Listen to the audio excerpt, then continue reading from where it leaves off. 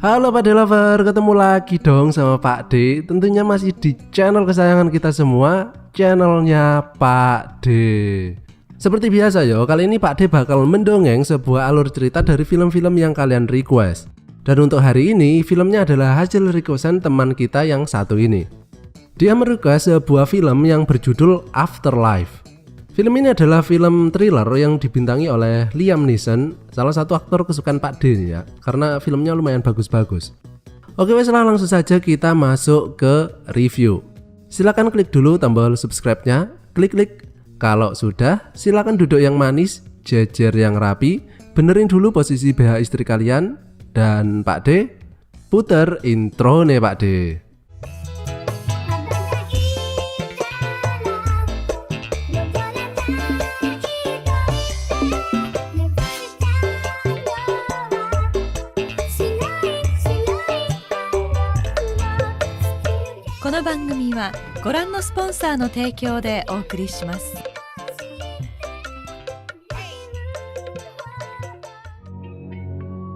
Film ini diawali dengan seorang laki-laki yang bernama Elliot yang sedang mengambil foto seekor mayat. Dia ini adalah pemilik jasa pemakaman yang bertugas untuk mempersiapkan dan mendandani mayat sebelum dimakamkan. Dan film pun dimulai.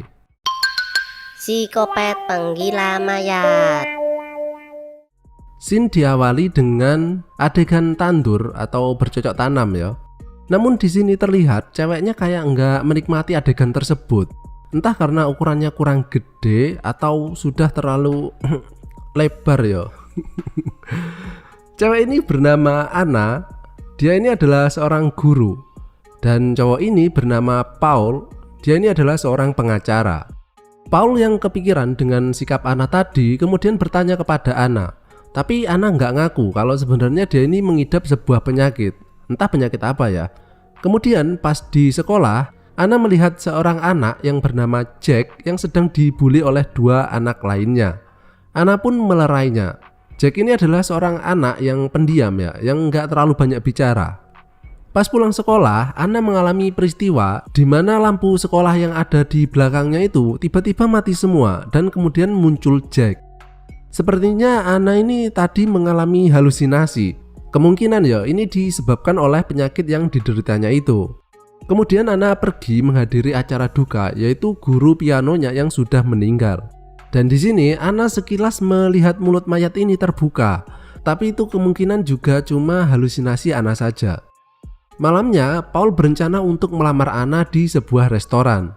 Tapi karena Anna ini sudah banyak pikiran ya, dan Paul yang juga salah merangkai kata justru membuat Anna berpikir kalau sebenarnya Paul ini ingin memutuskannya.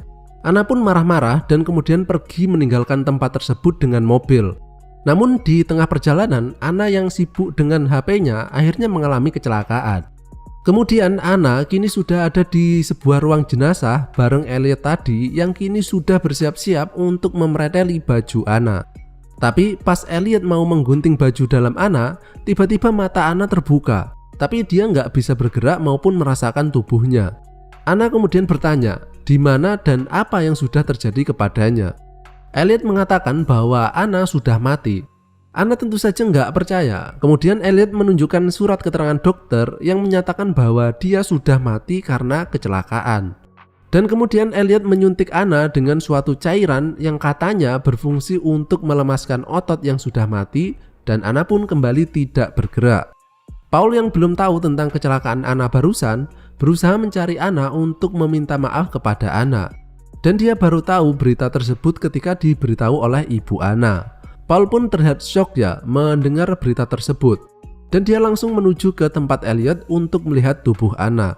Namun sesampainya di sana, Elliot melarang Paul untuk melihat mayat Anna dengan alasan dia bukanlah anggota keluarga Anna. Anna yang terbangun kemudian langsung menuju ke telepon, namun telepon tersebut tidak bisa berfungsi. Dan Anna yang mendengar suara Paul di luar kemudian berusaha berteriak, namun Paul tidak bisa mendengarnya dan kemudian dia pergi. Elliot pun masuk kembali ke ruangan Anna. Di sana Anna memelas dan bertanya kenapa dia melakukan ini semua kepada Anna. Dan Elliot mengatakan kembali bahwa Anna sudah mati. Tapi bagaimana mungkin orang yang sudah mati masih bisa bergerak atau berbicara? Elliot berkata bahwa Anna bisa melakukan itu semua bukan karena Anna masih hidup, melainkan Elliot ini memiliki kemampuan untuk berbicara kepada orang mati yang jiwanya masih belum pergi ke dunia selanjutnya. Jadi Elliot ini mengaku kalau dia ini kayak punya mata batin gitu atau IndiHome, dimana tugas Elliot ini adalah untuk membantu arwah tersebut untuk bisa menerima keadaan bahwa dirinya saat ini sudah mati. Di sisi lain, Paul kadang-kadang melihat penampakan Anna di hadapannya. Mungkin karena Paul ini merasa bersalah jika memang benar Anna sudah meninggal dan itu terjadi setelah dia bertengkar dengan Anna. Anna yang berjalan sempoyongan masih belum bisa menerima keadaan dirinya sudah mati dan kemudian mengambil sebuah gunting. Beberapa saat kemudian, Elliot masuk ke dalam ruangan Anna. Anna yang sudah bersiap dengan gunting di tangannya berusaha menusuk Elliot tapi nggak kena. Dia langsung berlari menuju pintu tapi sayangnya pintu itu dikunci. Elliot pun mendekatinya dan berkata bahwa dia hanya ingin menolong Anna melewati masa transisi menuju dunia selanjutnya. Elliot pun mempersilahkan Anna untuk menusuknya jika memang itu yang diinginkannya. Tapi karena Anna ini bukan pembunuh jadi nggak mungkin dilakukannya. Anna bilang bahwa dia cuma pengen keluar dari tempat ini. Dan Elliot pun membentaknya dan mengatakan agar Anna cepat menerima takdirnya bahwa dia ini sudah mati karena waktunya tinggal 2 hari lagi sebelum ia dimakamkan. Anna pun kembali tertidur di ruangan tersebut. Kemudian dia bermimpi bertemu dengan nenek yang menyeramkan dan juga bocil yang menyeramkan. Mereka bilang bahwa Anna masih belum siap. Dan ketika terbangun, Anna pun merasa frustasi dan menghancurkan semua peralatan di ruangan tersebut. Keesokan harinya, Jack datang ke tempat Elliot yang mengira bahwa hari ini adalah hari pemakaman Anna. Tapi ternyata bukan. Dan di sini Jack yang melihat Elliot yang sedang menata sebuah acara pemakaman, kemudian agak tertarik dengan hal tersebut. Elliot kembali ke dalam ruangan Anna dan membawakan sebuah baju yang nantinya akan dipakai Anna di acara pemakamannya.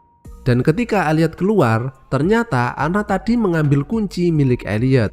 Anna pun langsung mencoba kunci tersebut. Tapi karena jumlahnya terlalu banyak, dia pun menjadi gugup sampai mematahkan salah satu kuncinya. Elliot yang kebetulan bensinnya hampir habis kemudian mampir untuk mengisi bensin. Dan ketika ia merogoh sakunya, di sini ia sadar bahwa kuncinya hilang. Elliot pun segera kembali ke rumah. Anna yang sekarang sudah berhasil membuka pintu depan, akhirnya kembali masuk karena di depan sudah ada Elliot yang pulang. Anna yang tidak bisa menemukan jalan keluar, kemudian menuju ke lantai atas untuk mencoba menelpon Paul. Tapi Paul tidak bisa mendengar jelas suara Anna, sehingga dia mengira itu adalah telepon iseng dan dia pun menutupnya. Elliot pun menemukan Anna dan di sini dia bilang bahwa hanya Elliot saja yang bisa mendengar suara orang mati. Dia pun menunjukkan tampilan Anna di sebuah cermin dan di sini terlihat bahwa Anna memiliki bentuk yang sudah mirip seperti mayat. Dari sini pun Anna menyadari kalau dia memang beneran sudah mati, atau setidaknya Elliot ingin Anna berpikir seperti itu. Karena di sini ternyata hembusan nafas Anna menimbulkan embun di cermin tersebut. Yang artinya Anna ini sebenarnya masih hidup. Dan Elliot ini bukanlah seorang yang memiliki mata batin, melainkan seorang psikopat yang memanipulasi pikiran orang lain agar dia percaya bahwa dirinya sudah mati. Elliot pun langsung menghapusnya sehingga Anna tidak sadar akan hal itu. Tapi di luar ternyata ada Jack yang tidak sengaja melihat Anna yang sedang berdiri di dekat jendela. Dari sini Anna yang sudah percaya bahwa dirinya sudah mati akhirnya pasrah menerima takdir tersebut. Dia pun sudah tidak perlu memakai baju, karena ngapain mayat pakai baju toh. Elliot pun dengan leluasa bisa menyuntikkan cairan injeksinya karena Anna ini sekarang sudah menjadi penurut ya. Keesokan harinya, Jack yang bertemu Paul di sekolah memberitahukan bahwa dia kemarin malam melihat sosok Anna yang tengah berdiri di tempat Elliot. Jack pun meminta Paul untuk mengeceknya. Tapi Paul yang sudah banyak pikiran justru marah dan menampar Jack. Jack kemudian pergi ke tempat Elliot yang sedang menata acara pemakaman lagi. Di sini Elliot melihat Jack yang sepertinya memiliki rasa empati kepada orang mati. Kemudian Elliot pun mulai mempengaruhi otak Jack.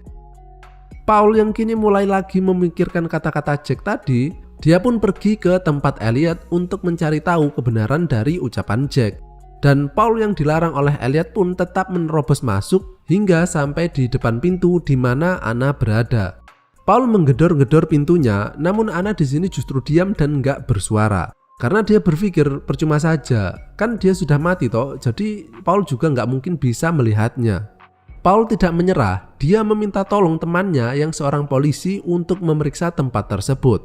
Tapi kan nggak mungkin ya seorang polisi menggeledah suatu tempat tanpa tuduhan atau bukti apapun. Paul berpikir bahwa mungkin saja Anna yang sekarang masih hidup diberikan obat atau sejenisnya yang mengakibatkan dia seperti orang mati. Dan memang itulah sebenarnya faktanya. Anna selama ini disuntik dengan cairan yang bernama hydronium bromide yang menyebabkan efek melumpuhkan badan sampai keadaan yang mirip seperti orang mati. Elliot kini tengah memakaikan baju Anna yang besok sudah bersiap untuk proses pemakaman, sambil mendengarkan segala penyesalan Anna selama ia masih hidup. Elliot pun memberikan kesempatan terakhir dan mengajak Anna untuk keluar dari ruangan tersebut. Namun Anna tidak mau. Dan disinilah Elliot mengatakan bahwa sebenarnya kebanyakan manusia itu tidak takut untuk mati, melainkan takut untuk hidup. Elliot kemudian menggali lubang untuk pemakaman Anna dan di sana terlihat Jack yang membantunya. Dan di sini Elliot juga mulai mengisi otak Jack dengan ideologi yang dimilikinya yang membuat dia menjadi orang seperti saat ini. Elliot kemudian mempersiapkan Anna dan juga hendak menyuntikkan cairan hydronium tadi agar Anna tidak bergerak seperti orang mati. Namun Anna meminta sebuah cermin untuk melihat seperti apa tampilannya untuk terakhir kalinya. Di sini Anna secara tidak sengaja menghembuskan nafasnya ke cermin dan dari sinilah dia tahu kalau sebenarnya dia ini masih hidup. Anna pun meronta, namun Elliot kembali berhasil menyuntiknya dengan cairan hydronium. Dan kemudian Elliot mengambil foto Anna tersebut. Beberapa saat kemudian acara pun dimulai. Banyak orang yang menghadiri acara pemakaman Anna, termasuk ibunya dan juga Paul. Paul pun merasa sedih ketika akhirnya bisa melihat tubuh Anna yang sekarang memang sudah tidak bisa bergerak. Paul kemudian mencium Anna untuk terakhir kalinya dan ketika Paul mulai pergi, di sini terlihat tubuh Anna mulai bisa bergerak. Namun Elliot segera menutup peti tersebut sehingga tidak ada yang menyadarinya. Dan ketika Anna sudah tersadar sepenuhnya, dia kini tengah dikubur hidup-hidup. Setelah acara selesai, terlihat Elliot yang kemudian menempelkan foto Anna tadi di dinding kamarnya, beserta kumpulan banyak banget foto-foto orang lain yang merupakan korban-korban Elliot sebelumnya yang sama seperti Anna. Scene kemudian berganti. Terlihat Jack yang kini juga tengah mengubur seekor anak ayam hidup-hidup. Ya, jadinya Jack sekarang ini pun juga memiliki perilaku yang sama dengan Elliot ya. Sementara itu, Paul yang merasa berduka kini terlihat sedang mabuk. Dan kemudian Elliot menghampirinya dan berkata bahwa mungkin saja saat ini Anna masih hidup jika ia cepat membongkar kembali kuburan Anna. Paul pun kemudian langsung menuju keluar dan mengendarai mobilnya untuk menuju ke kuburan Anna. Di saat yang bersamaan, Anna yang berada di dalam peti terlihat mulai kehabisan udara. Paul pun kemudian secara cepat membongkar kuburan Anna dan menarik Anna keluar. Anna pun terlihat kembali bernafas dan Paul pun merasa lega. Tapi beberapa saat kemudian, Paul terbangun dan kini ia sedang berada di ruang milik Elliot. Dan ternyata sebenarnya Paul tadi ketika mengendarai mobil dalam keadaan mabuk, kemudian dia mengalami kecelakaan. Jadi scene yang memperlihatkan Paul tengah membongkar kuburan Anna tadi itu ternyata cuma halusinasi saja. Sedangkan kenyataannya Paul kini sudah dinyatakan tewas. Dan keadaan pun kembali seperti keadaan Anna di awal film tadi. Dan film pun berakhir.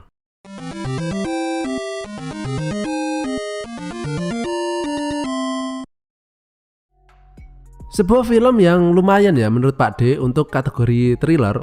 Meskipun alurnya itu kalau menurut Pak D gampang ketebak ya. Dari awal Pak D nonton itu, Pak D udah berpikir mungkin alurnya bakal seperti ini. Dan ternyata benar. Termasuk juga endingnya. Film-film seperti ini kemungkinan endingnya itu cuma ada dua kalau menurut Pak D. Yang pertama adalah sad ending, ya seperti di film ini barusan. Jadi yang menang adalah psikopatnya dan tokoh utamanya mati semua. Dan yang kedua adalah happy ending, di mana Paul tadi berhasil beneran menyelamatkan Anna dan akhirnya mereka melaporkan Elliot ke polisi. Yang otomatis kemungkinan Elliot bakal dipenjara seumur hidup atau hukuman mati. Karena Elliot ini kan sudah membunuh banyak orang ya. Dan kemudian di akhir film diperlihatkan wajah Jack yang kemungkinan akan menjadi psikopat selanjutnya. Ya cuma itu aja sih kemungkinan ending dari film-film sejenis ini. Ya wes lah, buat kalian yang pengen merequest Pak D setelah ini harus mereview film apa, kalian bisa meninggalkan komentar di bawah dengan menyelipkan hashtag #RekPakD. Dan jika kalian masih pengen mendengarkan suara Pak D, kalian bisa melakukannya dengan cara mengklik salah satu video yang muncul di layar kalian saat ini. Oke wes, terima kasih dan sampai jumpa di tongkrongan selanjutnya masih bersama Pak D. Bye bye.